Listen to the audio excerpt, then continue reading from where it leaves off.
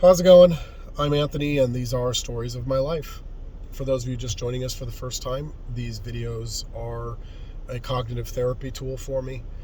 Basically, I've taken head injuries over the years, my memory is fading, and the doctors suggested that I make these to preserve the memories I have, as well as inspire some of you all who are involved in these events to provide me with details I may have lost, or even remind me of events I've completely forgotten. In which case, then I can either remake an old video with the new details or make a whole new video altogether. So I'm sure you get the idea. At any rate, following the events that occurred in the last video, after my dad got into that fight with David out in the front patio and I tried to kill him, my dad ended up having to formally move into the nursery that he owned, the plant nursery. And he ended up building a room on the inside. Now, if you ever walked into that nursery, if you're old enough, you might remember, but if you walked in and you looked to the left, there was a kite section that was all filled with all different types of kites and whatever else. My dad loved kites, so that's why we had that. But he had to empty that and put this room in that he could sleep in. And you go in the room, and there was bunk beds on the right, and we had the TV and whatever else on the left, a microwave and this and that. So it was just a little studio room, So I didn't mind it. It was cozy, and it gave me a place to hide when I was hanging out with my dad at his work and whatever else. The downside with the whole thing was we didn't have a working bathroom. Not a working bathroom, a working shower. There was no shower, no bathtub. We did have a toilet, obviously, but no shower. So we ended up having to use one of those camping shower things. It's like a black bag that you hang up outside. The sun hits it and warms it up, and you shower with that. So that's kind of what it was. That sucked, especially when it got cold, because it was cold. And yeah. But anyway, my dad's nursery, just kind of give you the background, he bought it when I was real young with money borrowed from his dad, and it was called the Parks Wishing Well Nursery. It was at 7590 Indiana Avenue, directly across from Malcolm Smith's Motorsports. And I don't know what the lot is today, but, that's where it was. And I got a lot of random, vague memories from there. I can still draw the whole place out for you, on a map if I needed to. I could point out various things in the nursery where they were on that map. The greenhouse. I can point out where the avocados were because I used to eat them all. I can point out where the strawberries were because I used to eat them all. The raspberries and the boysenberries and the blueberries because I used to eat them all. I can tell you where the apricots and kumquats were because I ate them all. My favorite was the loquats. There were never any on the tree because I ate them all. And yeah, I used to eat so many of those until I got sick. But but yeah, so I can still remember where all those things were. We even had a little wishing well right out the back door, and then a pond that had these gigantic koi fish in there, and with a waterfall that ran down to it. And the waterfall with a swing, actually, there was a swing right there. And the waterfall was actually built by my father and a guy from a family that lived across the street from my dad's nursery. Andy Ortega was the guy that helped my dad build it. And it turned out really well. We ended up burying a couple animals that I had when I was real little. Tinsel, it was a little Yorkshire Terrier, and Mahitable. Yeah, it was a cat that we ended up burying. I think it was Siamese. But I don't remember them very much. I just remember one was a Siamese, one was a Yorkshire Terrier. But anyway, as far as actual memories at the nursery, I don't remember much. I remember playing WWE with my friends. We'd get on the fertilizer bags, which we must have stunk afterwards, but we ended up fighting each other and doing all kinds of elbow drops and leg drops on each other on the bags. And I can remember one year there was a massive rainstorm and flooding, and the whole place was just covered like a foot and a half of water, just pouring through the place. We were on a slope, so it must have been bad. It was probably all pouring out of the canal in the back. Is probably what ended up happening. But I can remember that because they ended up putting me on the cashier's counter so that I didn't get swept away, which is how bad it was. And I can remember one New Year's, we were out walking a dog that I had, which I'll probably bring up later, that I can remember him walking this dog, and it was New Year's, everybody in the area, because it was all Casablanca area and Riverside, everybody's firing their guns in the air, and I can remember bullets come raining down all around us, and we had to run back inside. And I can remember hearing him hit the roof, too. And, but yeah, beyond that, I don't have a lot of other clear memories from the nursery itself.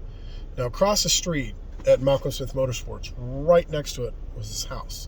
Now, that house today has been since purchased, and I believe Malcolm Smith Motorsports has added, onto their shop where that house is.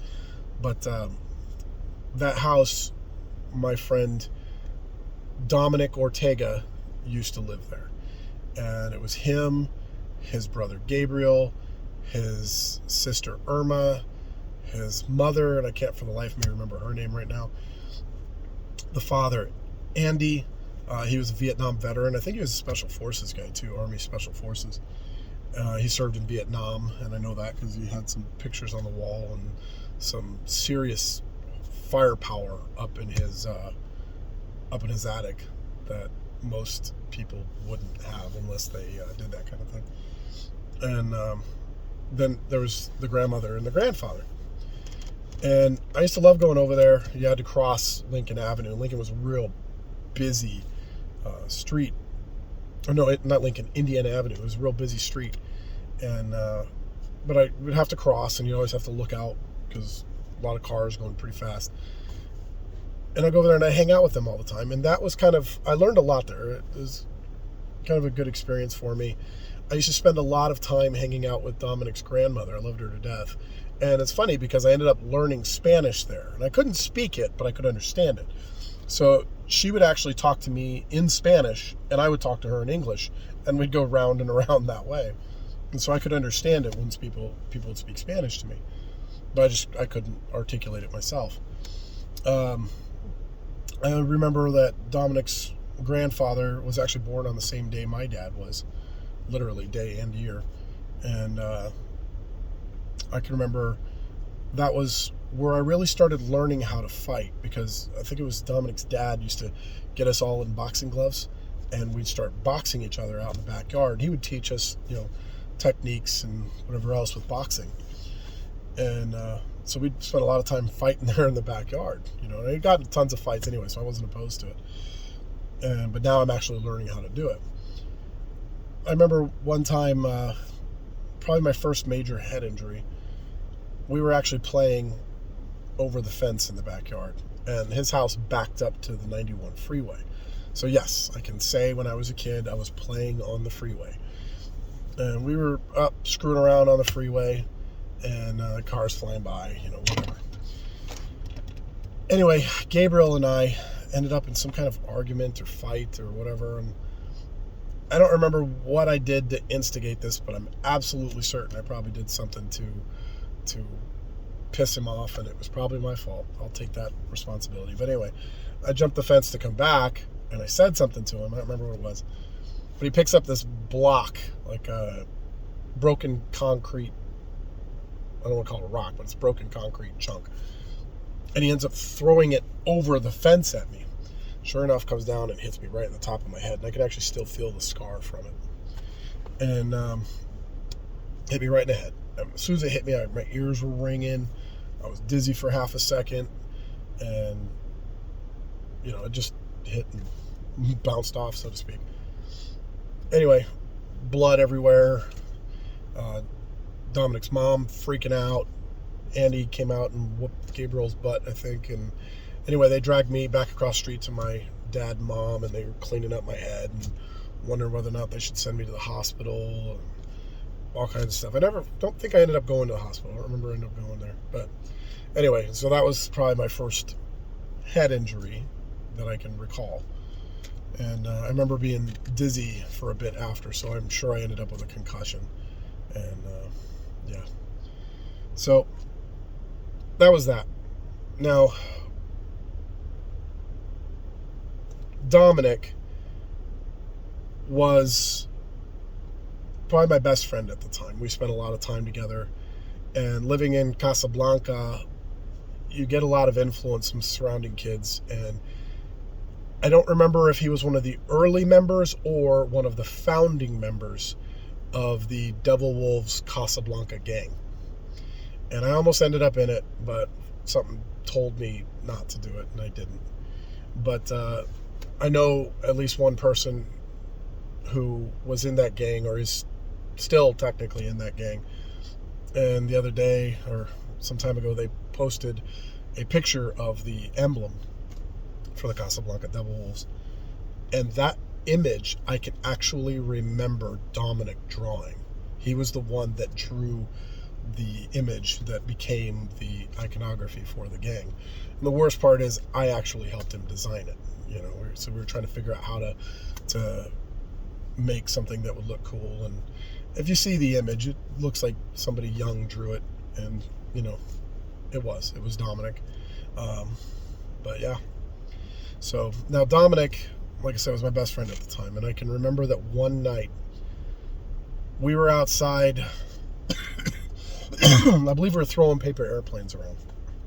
My dad was out there, I was out there, Dominic was out there. I don't think Gabriel was there though, but I know Dominic was, and my dad was, and I was. I want to say there was one other person, but for the life of me, don't remember who that was.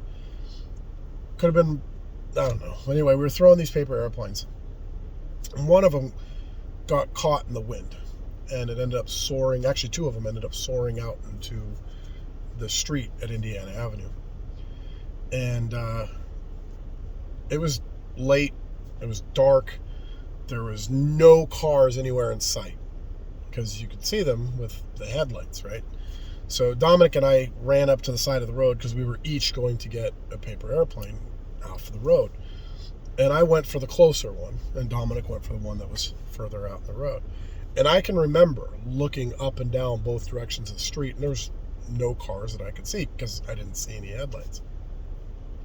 So I ran out, and I go to grab mine. Dominic runs out to go to grab his, and I happen to look up, and sure enough, this car just boom takes out Dominic. Came in from my left side and smack hit him. And the car was probably from, I remember hearing the police officers talking after the whole thing happened, but the car was traveling probably about 35, maybe 40 miles per hour when it hit Dominic. And Dominic was actually bent down, maybe just barely standing up when this car hit him. And I can remember seeing it. I can remember the impact. And the worst part was I can remember the sound. That was the worst thing, is that sound of metal smacking flesh and bones breaking. Both of Dominic's femurs broke in that event. One of them broke in one spot, the other one broke in multiple spots. I don't remember how many. But yeah, both of his femurs broke, and then I believe there was a variety of other broken bones that came out of it. And that sound, it's just, I can't even begin to give you a comparable to it. And hearing him, that that comes with it. It was yeah. Anyway, car hit Dominic, and Dominic went flying. I dropped everything, and I immediately ran to Dominic, just screaming, "Dominic, Dominic!" And I ran to him, and I kneeled down next to him, and he's just shaking and kind of, I thought he was going to die. And I'm holding on to him, and he starts to black out. I think he actually went unconscious there. And it was at that moment, Dominic's dad comes running out, because I guess he heard the impact. And I can remember hearing him screaming, my son, what happened to my son?" And he comes over, and he kind of holds on to Dominic's, checking him for pulses, and trying to do CPR. I don't remember everything now. I just remember I was just kind of in shock oh my God, Dominic's going to die. And at that moment, I got pissed. And I stood up and I turned around and I could see the driver. And driver was a young kid. And I don't know how old he was, but I got the idea in a little bit how old he was. But I remember he was a younger kid, and I was about to attack him. And then some guy walked up off the side of the road to this kid and starts talking to him. So I stopped. I went back to Dominic. And at some point, police showed up, ambulance shows up, fire department's there, and I'm sitting on the back of, or standing by the back of one of the vehicles. And it might have been the car that even hit Dominic. And I remember it being like a little red Nissan Sentra or something like that. At least with the shape it was.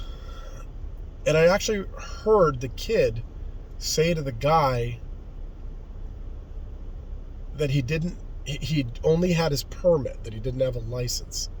And he asked the guy if he could say that he was in the car with him. And the guy said yes. I can remember those words. I didn't understand the significance of it at the time because I was still only 11 years old. But, you know, the kid was a unlicensed driver and hit Dominic. Didn't have an adult in the car with him. But I didn't know. I didn't know that was significant and important until later. But, yeah. I can remember going to seeing Dominic in the hospital. I couldn't go in, but I went around to where his window was, and I was just hanging out by his window. I remember just sitting there with tubes, everything in there, and nurse said he hadn't woken up yet, but she was talking to him while we were there and telling him that we were there visiting, so to speak. And yeah, that was tough. He was my best friend at the time, and yeah. Anyway, that's my story. Thank you for watching.